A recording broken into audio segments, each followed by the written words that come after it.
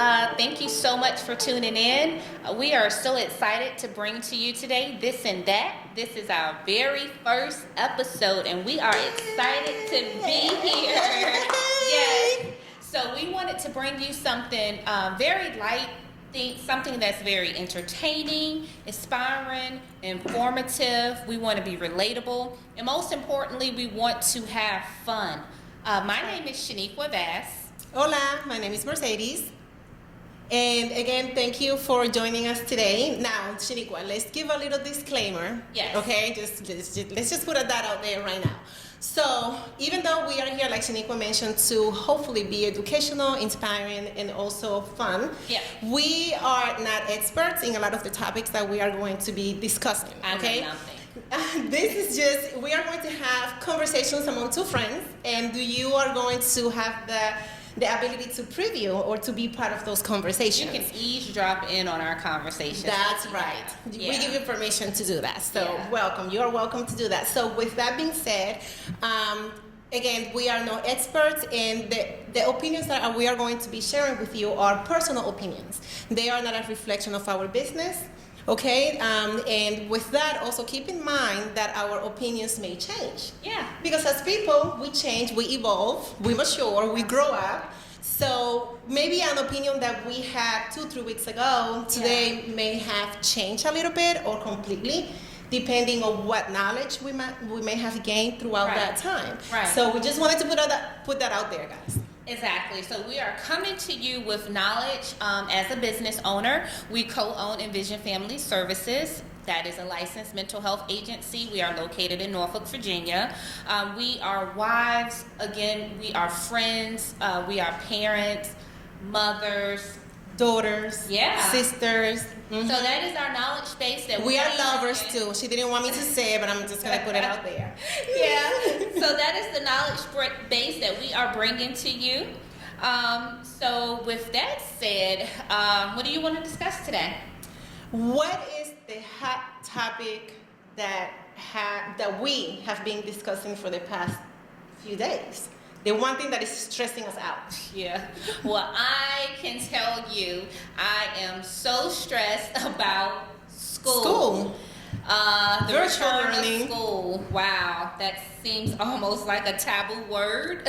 It's almost like a curse word. Virtual learning. So yeah, it has been very stressful. So tell me, how has that impacted you as a parent?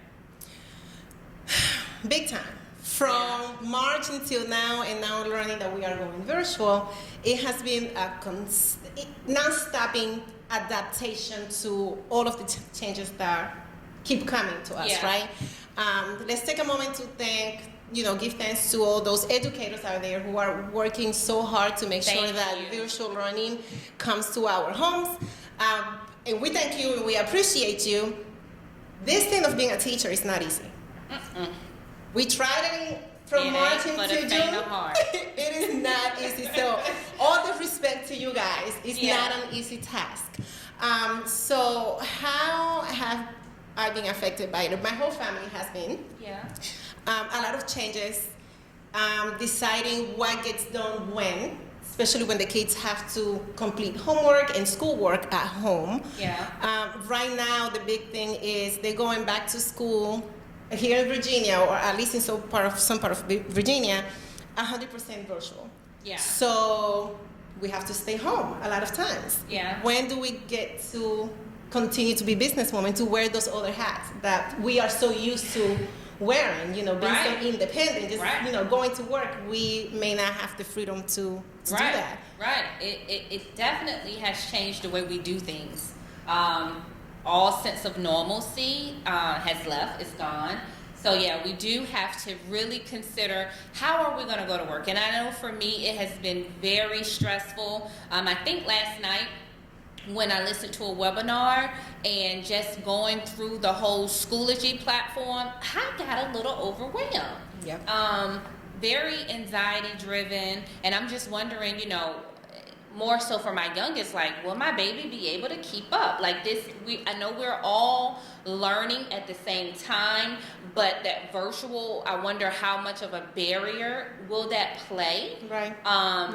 And with with her learning.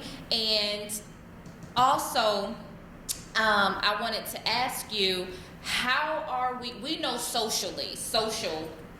their social life is very important. Absolutely. And engaging them socially.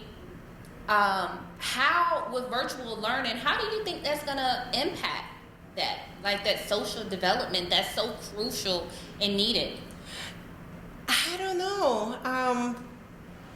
It's tough. It's tough to try to, because every child is different. Yeah. So I'll give you a quick example, right? Right. I have a 15-year-old. I have an 8-year-old. I also have my niece and nephews who are staying with us. So my daughter, my 15-year-old, she's going through that grieving process. Yeah. Where, she feels like she has lost so much. She has lost her friends, her teachers, her school, the freedom of at least being engaged in sports and all of that. My nephew, he is on top of, he is marvelous, like he likes to say right now. He is loving it. He doesn't want to go back to school. He feels that he does better and he's able to excel when he can work on his own pace. So he actually is nervous about going back to school, and he was joking last night because he said that he wants to start a petition for school not to start because he wants to stay home.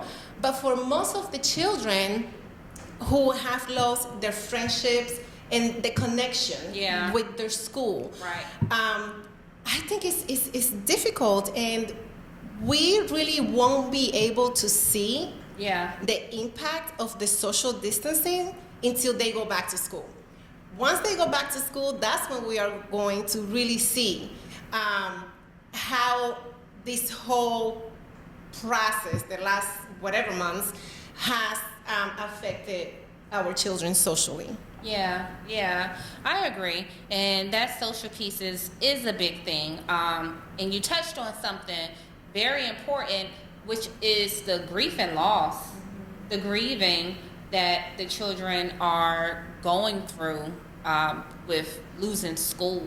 Because it is a grieving process. It's a loss. It's a loss. It's a big loss to some of them. It's a huge loss.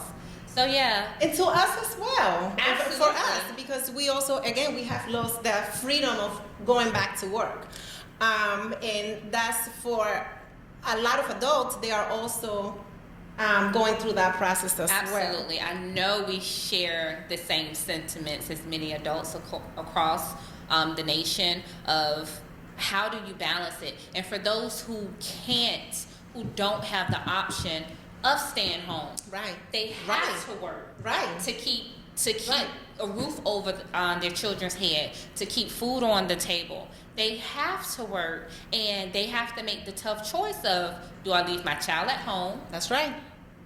Or do I go to work?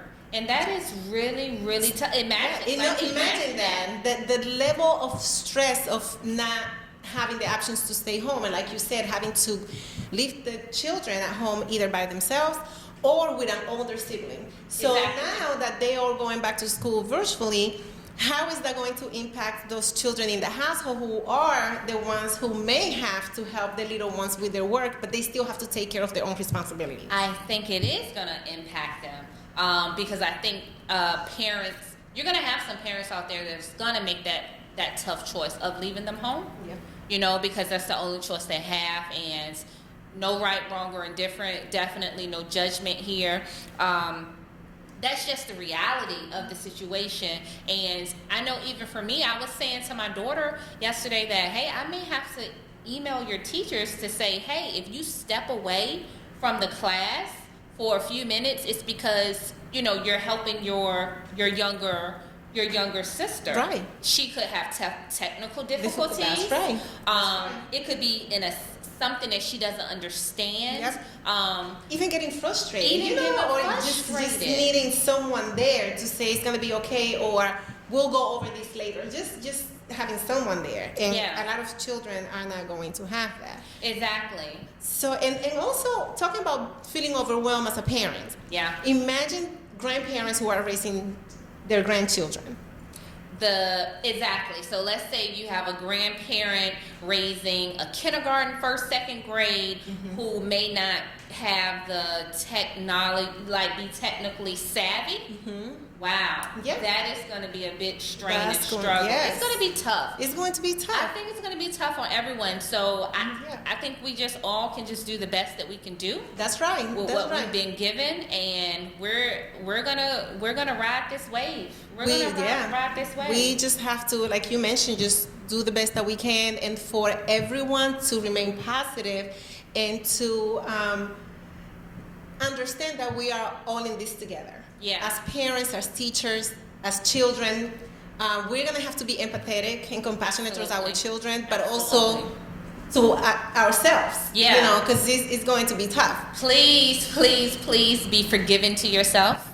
You are rocking it. You know, right. Even though sometimes I know you may come home and you're tired and dinner isn't cooked and the house may be a mess. It's okay. It's all right. Like, we're gonna have a lot of grace for ourselves this next 9 weeks, a lot of compassion and a lot of forgiveness, because we are all doing the very, very best that we can. Yeah, and if your house is a mess, this is the best time, because nobody should be coming to your house anyway. We're socially distanced anyway. We're socially distancing anyway. So this is the time to say, you know what, the laundry can wait, dishes can wait, this can wait, because your little ones are going to require most of the attention, and then you have to be able to take time for yourself. Absolutely. That self-care part, because if we don't do that, then how are we going to step in to help our little ones? Absolutely. I don't know if you've had this conversation with your children and nieces and nephews, but I had this conversation with my children when it comes to when the 9 weeks is over, and let's say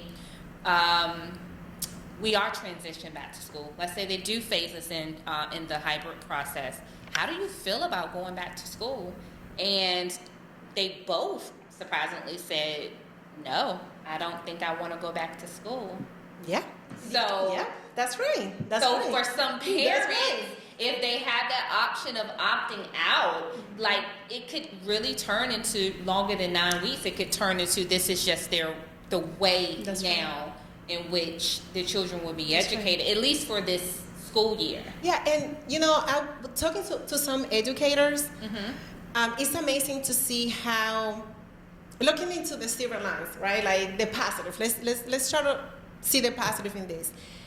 How creative, how innovative, and also the ability to really look at things and rethink education. Yeah. And see that maybe this whole online thing works best for some children. Like I said, my nephew, he doesn't want to go back. And he actually did his best from March to June that he has ever done this his whole time in high school. It was amazing. When I said he was on it on his own time. Yeah. When it was time for him to sit down and do his work, he was on it, and he did so well. It was kind of scary because he was like, what is going on? Like, what are you doing? But he did well, and he doesn't want to lose that. And he feels that if he goes back to the classroom, he may lose that.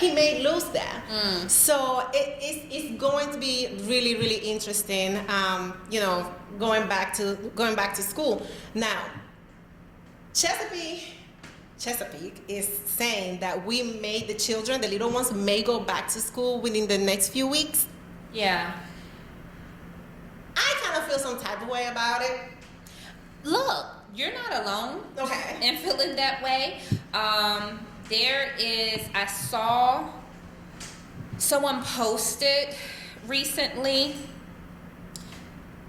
who, I mean, they really just shared their thoughts on it. And apparently they are a parent in the Chesapeake Public School District, so I'll just read what they had to say. Okay. How in the heck is Chesapeake Public School considering opening next week? The Chesapeake numbers are terrible. They have removed temperature checks and air system checks. They have not provided the teachers with proper supplies. The other school districts are still out for the first 9 weeks. This school board should be ashamed of their failures. What are others doing? Sending my kindergarten to be a guinea pig for a system that is clearly failing and dealing with this situation properly doesn't feel like the responsible thing to do. So that was one parent's Wow. opinion about that. So like we can feel the burden of some parents and what they are grappling with this idea of Going back going now back. before the 9 weeks. Yeah, well, with me, the whole situation was that my husband and I, we had a long conversation about what do we think is best for our child and for our family.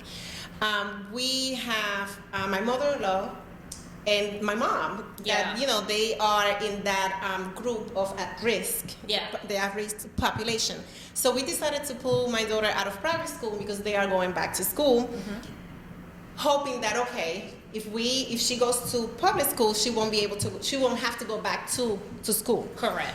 But now they're saying that they are going back to school, so it's kind of Yeah. like, really, for real, you're telling me this now? You could have left her where she was. Right, Yeah. right. But with what you were saying, or with this parent, the reality is, or again, this is my personal opinion, it doesn't matter what the school system chooses to do. Yeah. It's not going to be ideal. Whatever decision they make, some people are going to benefit, some Right. people are going to suffer, right?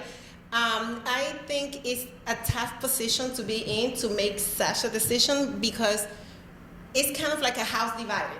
Some people want and need their children to go back to school. Yeah. Some other parents who have the ability to not have to be able to engage into the virtual learning, they want their kids to stay home for whatever reason, health issues, whatever reason they may Yeah. have. So it's tough.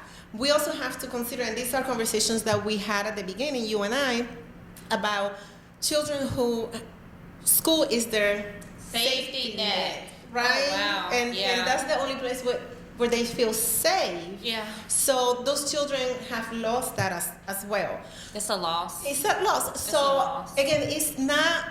I don't think it's a wrong or right situation. Right. It's one of those situations where a decision has to be made. It does. And unfortunately, for some, it's going to be a good decision. For some, it's not going to be such a good decision. Right. So, is Chesapeake, the city of Chesapeake, are they offering for parents to opt out of going back to school if Well, they don't want to? they sent a survey Okay. back in August. Okay. And I believe based on that survey, that's why they decide that, they also said that they have consulted with their health committee before making that decision. Okay. But again, I haven't heard anything like that from other school districts. The only one that I have heard from is Chesapeake. Okay. And for my personal situation, it was just that, like, I put my daughter out of private school and now she's going to school. Because I cannot go back and now tell the principal at that school, Right. hey, never mind, can she come back? Right. So that's kind of just that. But we know that for a lot of family, it's not such a light decision. It's either way, going back or not going back, going Right. back after the 9 weeks, going back before the 9 weeks. Either way, it's a tough situation. And I don't know about you all, but if you have ever sat through those webinars about the virtual learning, so many different platforms. I'm so confused. Like they're using Schoology, Zoom, Google Meets. There's another one, Dojo, Class Dojo, and I'm just like, I know. wait, what? I know. We helped last week or 2 weeks ago. We helped in one of the public school systems. Yeah.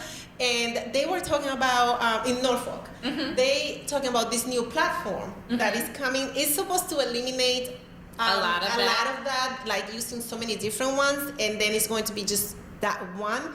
But in the meantime, there are all these different platforms, and I was there helping, and They're all using at the same time. at the is same what I'm saying. Like no, at the same they time. gotta log in for Zoom for this, Class Google Meets for this, Imagine Schoology that. for this.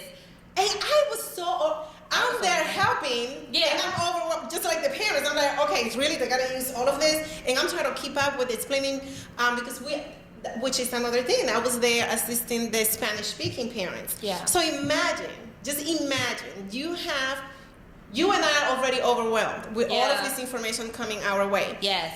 So now imagine having a language barrier where you Tough. really have no clue of what's going on, and you This want is to tough. be, you want to be involved. You want These to be parents involved, want to yeah. be involved. They want to know what's going on, but it's just so much coming at once Mm-hmm. that you cannot help but to feel overwhelmed.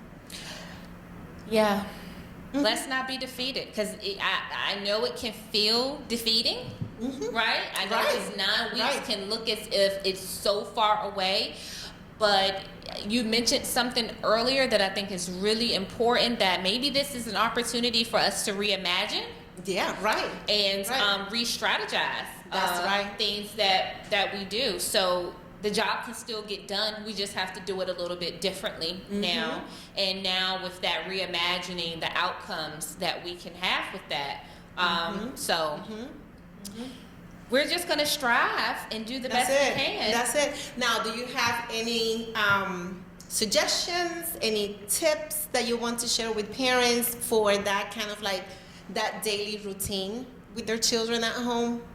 Well, let me be honest. I haven't even started like putting structure in place just yet. Like I plan on doing that this weekend. But one of the things that I will do is definitely have the schedule posted somewhere. Okay. Jordan, she has a lot of breaks in her In between classes? class. Okay, So that's good. making certain that we know when they're on break, please have them to step away from the computer, Yes. maybe stretch, Yes. get a snack or something that they can do to refuel, re-energize. That's right. So far, that's all I've come up with. I do know that I need to think about it some more.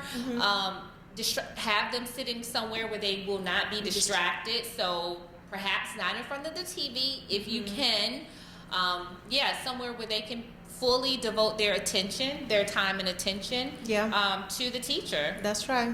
That's right. Some of the things that some teachers are sharing is also making sure that the kids, you know, when to have a schedule for them where they getting up, they still eating breakfast, they still brushing her teeth, washing their face, and even getting in clothes. Don't let them sit in front of the TV or the computer. I'm sorry, in front of the computer, the Chromebook, whatever it is that they use, in their pajamas. Yeah.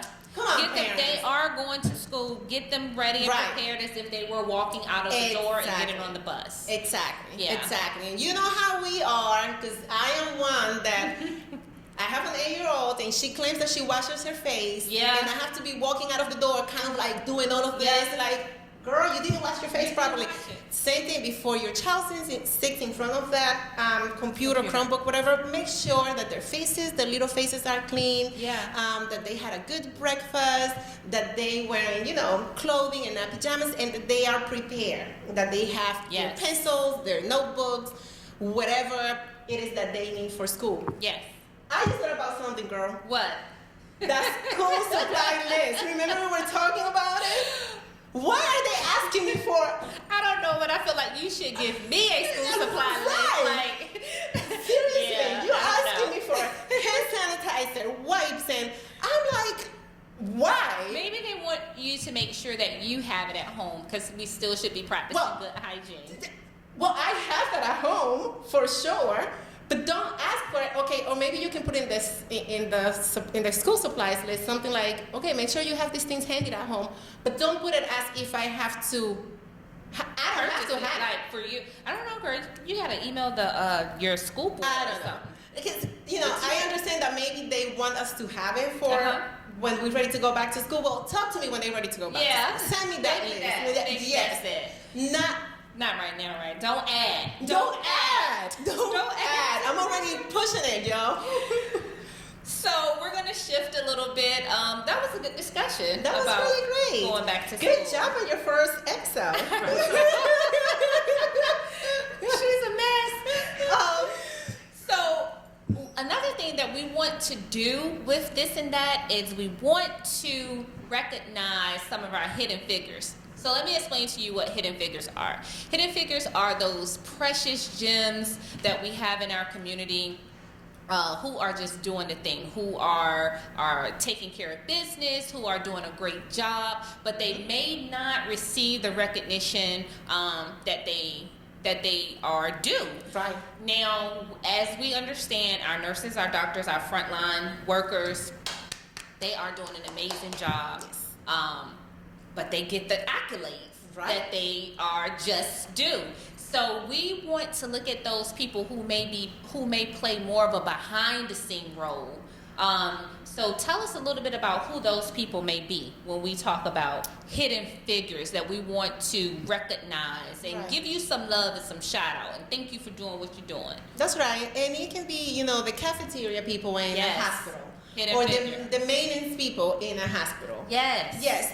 The people who are still going out there to make sure that our streets are clean. Yes. CNAs. Yes. Who are washing the patients and prepping them for the nurses and the doctors. Absolutely. Yeah.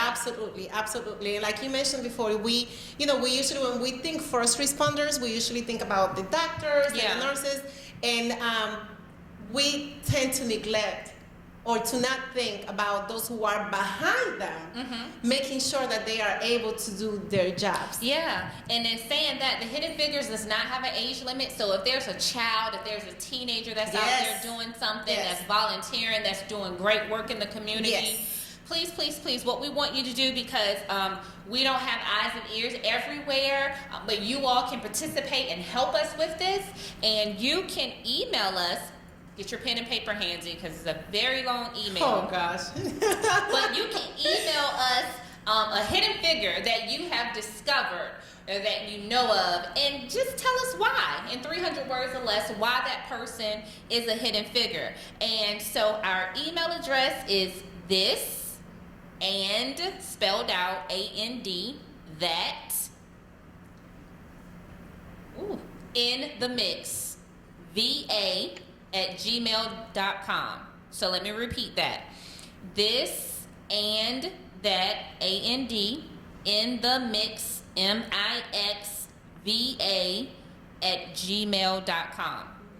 So we are looking forward to receiving those emails from you of any hidden figures that you have discovered. We would love to read them so we can just shout them out and give them some love here on the This and That show.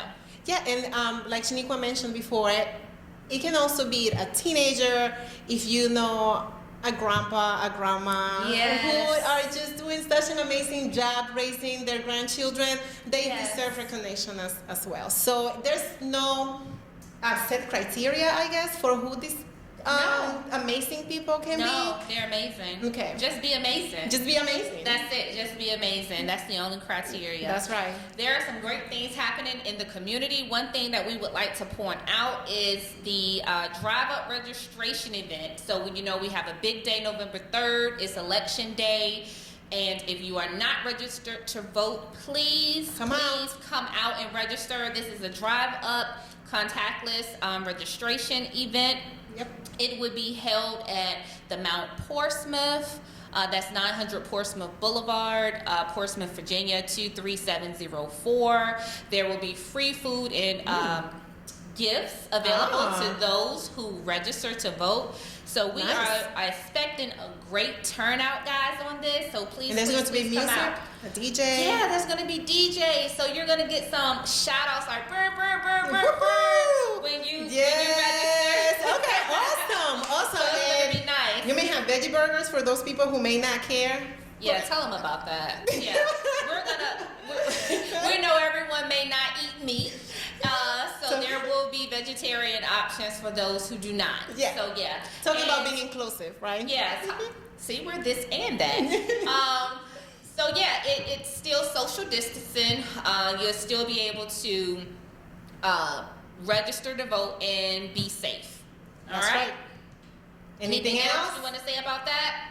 No, not really. Just, again, come out, register, vote. That's it. We have business to handle on November 3rd. Alrighty. Anything else? I do want to ask you, though, with this voting season, do you feel the pressure of like, do you feel the intensity, or is there some intensity or pressure with this voting season for you? Compared to maybe when President Obama was running, do you feel that like the same energy? You know how that was so weighty and that was full of excitement. Yeah, people wanted to get out and vote. People wanted to get out and vote. Do you feel that this is the same way? Wow, okay. That's a tough question. It is, but it's not. Yeah. Personal opinion. I just gotta make sure I keep reminding you guys, this is my personal opinion. Disclaimer, remember? Okay, so definitely there is, it's very intense. There's a very strong sense of energy. Yeah. Out there. I do sense that. Now, the difference between then and now is what you mentioned before. Before, for me, it was more excitement. It was exciting to kind of see how things were going to play out, having the possibility of having the first African American president, right, in the United States. So that was a whole different type of energy. Right now, for me, the energy is more, I have to get out and vote. It's necessary. It's necessary. It's the need, the sense of need is different. And also the people who are running.